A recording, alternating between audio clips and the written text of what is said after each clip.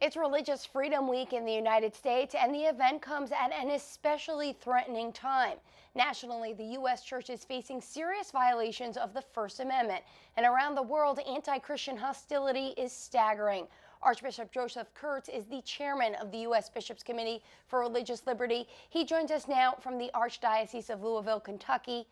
Archbishop, here in the U.S., the church is facing a dangerous threat to religious freedom from California and a bill that would break the seal of the confessional in certain abuse cases. How should Catholics respond to this? Well, Michelle, first of all, thank you for highlighting Religious Freedom Week. And I think there's a theme of Religious Freedom Week, and that is pray, reflect, and act. So whether we're talking about the threat to religious freedom through the confessional and the seal of confession, or whether we're talking about some other threat within the United States, we always begin by praying that God will give us a healthy understanding of religious freedom. Pope Francis, when he came to the United States in 2015, he said very clearly that the gift of religious freedom is a precious gift, and that we need to be vigilant in order to both defend and preserve it. So good advice from our Holy Father. So, Archbishop, an example for you is lawmakers in the United States often seem to ignore the concerns of Catholics. Right here, Governor Andrew Cuomo's harsh abortion law that would end the life of a baby in New York, even up to the moment of birth. What can we do in terms of actions to have our beliefs respected? Well, you know, the first thing, Michelle, that we need to do is we need to pray for the child in the womb, for that child's mother and family members. And in doing so, we need to have the courage to talk to our neighbors about how important it is to defend the gift of life in the womb.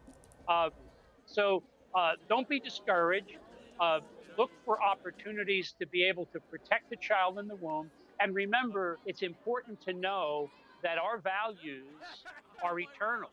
And the efforts that are made to defend life are those efforts that are going to reap the benefits in eternity. So courage, humility, and the willingness to act.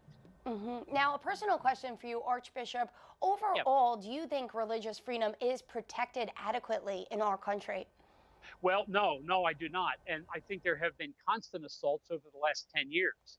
I think we've made some gains, but I got to tell you what I think is the biggest threat, and that is what I call the court of public opinion.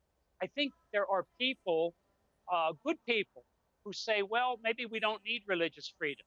They don't realize that religious freedom is the freedom for each person to seek the truth, to live that truth, and then together to actually support and deepen a nation that is based on that gift of religious freedom. And my last question for you, Archbishop, is what do you think about the future? Will religious freedom continue to be attacked and weakened, or will we eventually all stand up for this? Well, I guess from the very beginning of our nation, we have had assaults on religious freedom. And so the word vigilance means we can't simply say, well, that work is done, let's move on to something else. Just as the gift of your family is a gift that needs to be cherished and defended every day, so true is the gift of religious freedom. Now, let me make sure we say this. We're not trying to impose something on others. We're trying to propose. We want to always act civilly, and we want to act in a way that wherever possible, we come together in dialogue in order to see the gifts of religious freedom as benefiting really all Americans. So yes, being vigilant is going to be part of our lot in life now and into the future. All right, Archbishop Kurtz, thank you so much for being with us. Always a pleasure to have you. You're welcome, Michelle. God bless you.